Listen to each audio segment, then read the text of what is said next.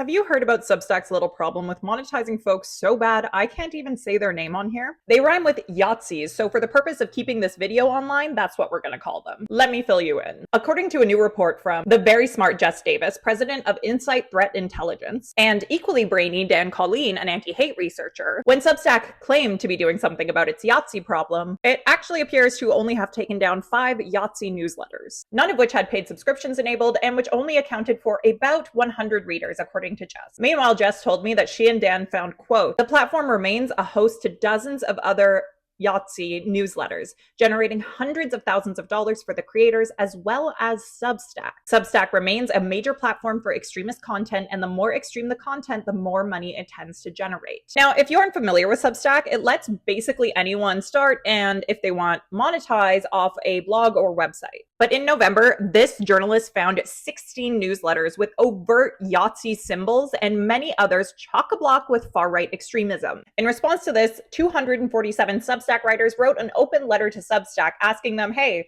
can you clarify your policies here? Because these writers weren't cool with sharing a platform with Yahtzees. In a statement sent yesterday to Platformer, which had been pressuring Substack to address the issue, Substack claimed it has now reconsidered how it interprets existing policy and will remove Yahtzee publications from the platform that pose, quote, credible threats of harm. But then why did Jess and Dan find in their report published today 75 Substack publications that fulfilled at least one of their inclusion criteria? That criteria ran the gamut from using Yahtzee symbols to celebrating Yahtzeeism to promoting white and anti-Semitism. Maybe Substack doesn't consider these credible threats of harm. On top of that, based on the monetization options of the newsletters Jess and Dan found, as well as the bestseller badges on some of their accounts, they found some of these newsletters could be bringing in tens of thousands or even up to $1 million per year, with Substack taking a 10% cut.